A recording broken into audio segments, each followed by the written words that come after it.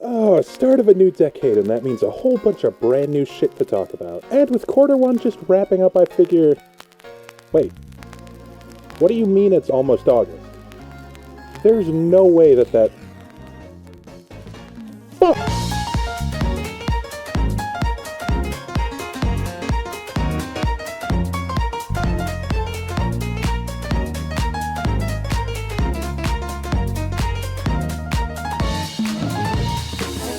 Okay, let's all just agree to pretend that this video definitely came out in April like it was supposed to. Not on the last day of July or anything silly like that, no. Anyways, I'm all out of time for the intro, so here was the most interesting shit that came out in the first 3 months of the new decade.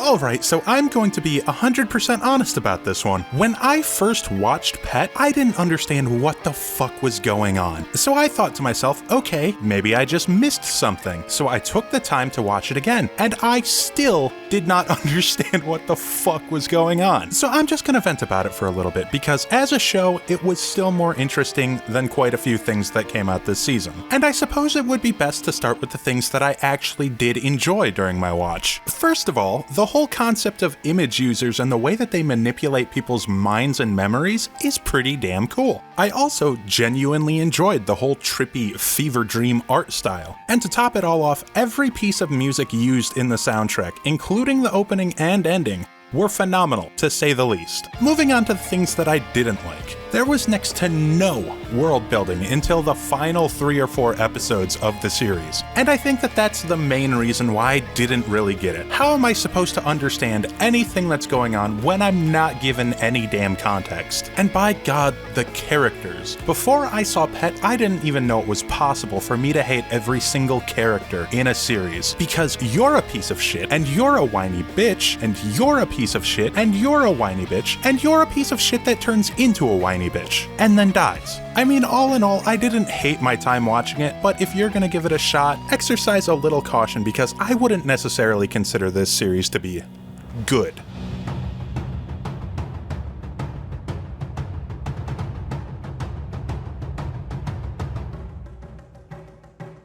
Now, imagine for me, if you will, that the year we're in is 2017, arguably the strongest year for video games of the 2010s, but that's not really the point I'm trying to make here. Anyways, the legendary Team Ninja decides that they're going to release a Soulsborne-style game called Nioh. Now, personally, I enjoy the Dark Souls games well enough, and Bloodborne is still in my top 3 favorite games of all time. And, since I'm aware of the pedigree that Team Ninja has as a studio, I decide to pick it up and try it out, and to my surprise, I discover that Nioh has an incredibly deep combat system, and it's honestly executed really well. And even though it doesn't have the best graphics by any stretch of the imagination, the art direction is nonetheless gorgeous, as is the soundtrack for that matter. There's just one problem. I hate playing this game, but I decided to keep in mind all the things that I thought were really spectacular about the game nonetheless, because I knew that if there was ever going to be a sequel, I would want to give it another chance. 3 years later, my wish was granted and Nioh 2 came out, and honestly, everything that I thought was a cool idea in the first game was 10 times better in the sequel, yet I still hated playing it. And at this point, it would be more than reasonable for you to be wondering, if you hate playing it, why are you taking the time out of your day to talk about it? And the answer for that is actually quite simple. Even though I don't have fun playing this game, I still think it is an amazing game. And honestly, I'm probably in the minority as someone that didn't enjoy this experience. So if you're a fan of Soulsborne, and you're only in the market for one game, give Nioh 2 a shot, and you won't regret it. Probably.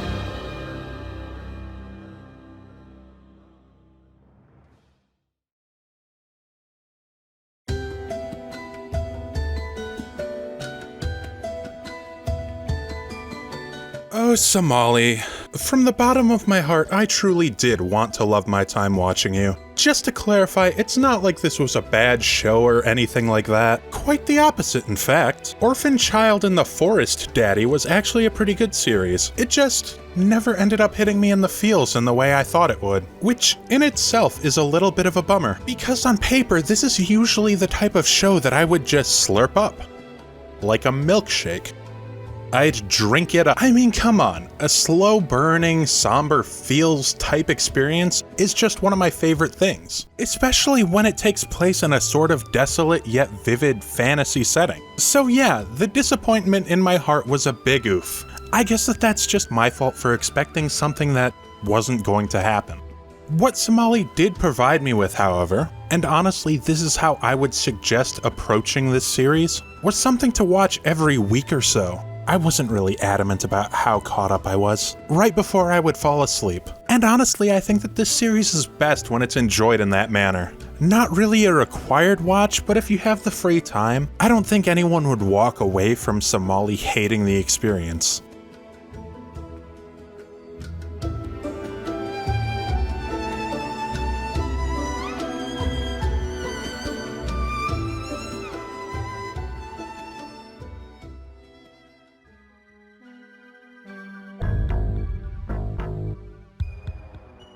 Zombie Army 4, or Zombie Army Dead War, or Zombie Army 4 Dead War, or whatever it is that you choose to call it, is kind of similar to Nioh 2 in the sense that as of this recording, I've really only played the first 2 chapters. Unlike Nioh 2, however, I've actually had a lot of fun playing this game. I just haven't really had an opportunity to sit down and really sink my teeth into it, because I pretty much only touch this game when I'm playing with my best friend Isaac, which doesn't happen all that often because we both have very different schedules and being a grown-up fucking sucks. Seriously, why does the act of being alive have to cost money? And whose idea was it, by the way, to make being poor so damn expensive? I think that I'm gonna have to talk to their manager and set things straight. The point that I'm really trying to make here is, don't use a number and a subtitle in the name of your game. It makes you seem like an asshole. Zombie Army 4 or Zombie Army Dead War. You don't need both. As for the game itself, I mean, it's more Zombie Army, innit? It's pretty much the exact same as the first 3. Nothing's really changed outside of elemental attachments, and even that's not that big of a variation. And if you haven't played any of the other Zombie Army games, just try and imagine Left 4 Dead, but with Sniper Elite mechanics. Because that's literally all it is. Sounds like an insult, I can assure you that it's not. Grab a couple of friends, convince them to buy copies of the game as well. Because if I'm being completely honest about things, Zombie Army 4 is looking like it's going to be the only fun multiplayer experience coming out this year. I would love to be proven wrong, though.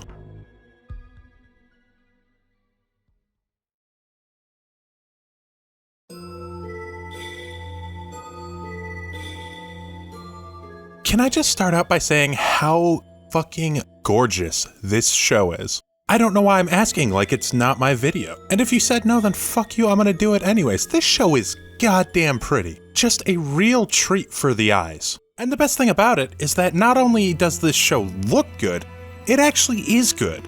Like, actually surprisingly good, and surprisingly dark. I was genuinely caught completely off guard by just how grim and foreboding Hanako is. It would be like going to see a Disney movie and then finding out halfway through the movie that they actually stayed true to the source material. I mean, it's basically the same thing that Made in Abyss did, where you have like these cute chibi characters and you have a beautiful world and then you just do fucked up things to them. Obviously, this isn't on the same level of Made in Abyss. It's not quite an amazing show, but it definitely was one of the only 2 anime that really stood out to me so far as winter was concerned. I'm still personally a little on the fence about whether or not this is worth considering for Best of Year, so I'll probably come back and re-watch it once everything else is out. I think it would probably be a little difficult for this show to make it with everything scheduled to come out, but I mean, things are known to flop. I really don't know how to talk about it anymore without spoiling anything, but Episode 4 and Episode 9 were fucking spectacular, so there's that. And at least for the time being, that's pretty much all I have to say about it. Now then, buckle up, buttercups, because everything that we're going to discuss past this point is very much in the running for Best of Year.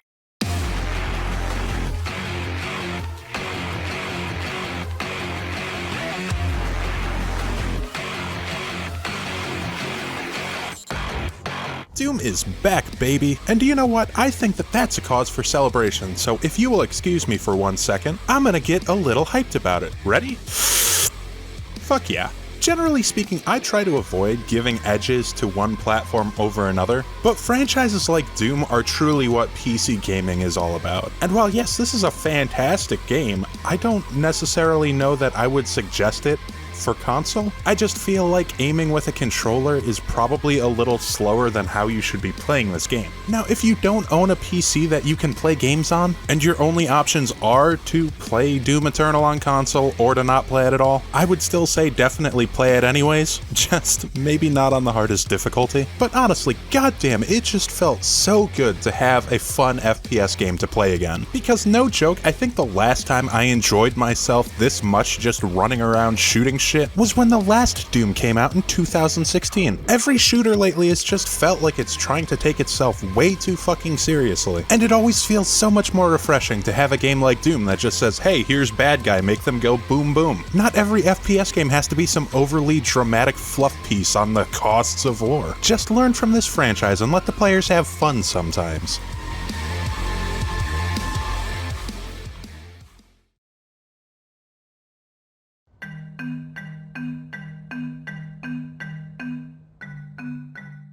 While we're on the topic of fun, I think it goes without saying, based on everything else in the video, that Ezoken was gonna come up eventually. Man, this series had me grinning ear to ear from beginning to end. Maybe this is just me, but I get so much joy out of watching people succeed while doing things that they're passionate about. And I think that that's probably one of the reasons why I tend to gravitate more towards slice-of-life type shows. Maybe this is just an American thing, but generally speaking, being a creative type person and being successful aren't generally a combination that you usually see, at least as far as real life is concerned anyways. And this is a little bit off topic, but can I just say how cool it is to finally have a Masaki Yuasa show that I enjoyed watching? Because that guy is an amazing director, but I've never really enjoyed anything he's worked on. Now, back to the topic at hand. If you've just gotten home from a long day at work or school or whatever the fuck you're doing, and you just want to relax and watch a show, I'm gonna go ahead and say Keep Your Hands Off Ezoken is for you. It's fun, it's charming, it's quirky, it's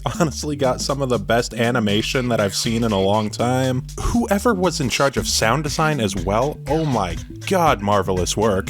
I mean, basically, from start to finish, Ezoken is just a joy to watch. You know what? Honestly, any other time, I would say that this would probably be a good place for me to end the video. But there was one more thing that came out in winter that I feel merits discussion.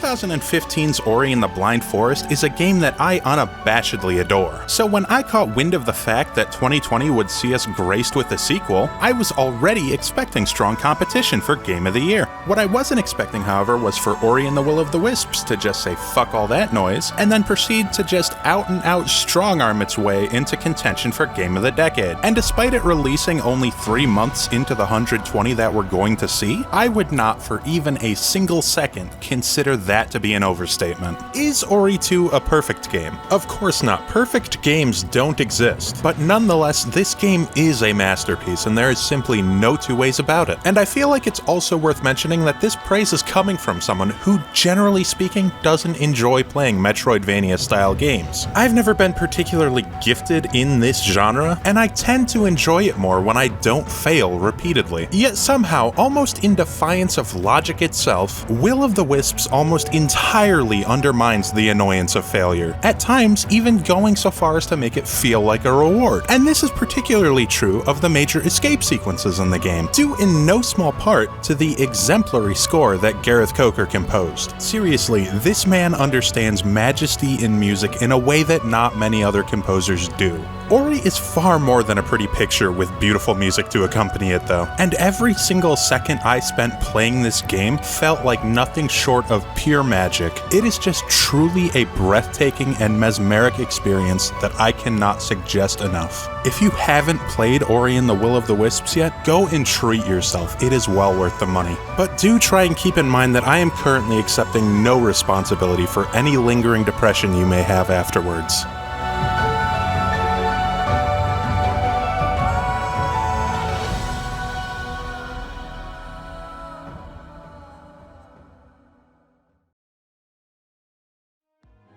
And yeah, that pretty much sums up my thoughts on winter of 2020. Though I am just now realizing that every anime I talked about was niche as hell and every game I talked about was a sequel, so hopefully that's a trend that doesn't continue throughout the whole year. Other than that, spring's video should be out before the end of September. There's a couple projects I'm working on right now that take priority, but hopefully the delay isn't as bad as this one. Apart from that, there's really nothing else to talk about, so until then, see you around.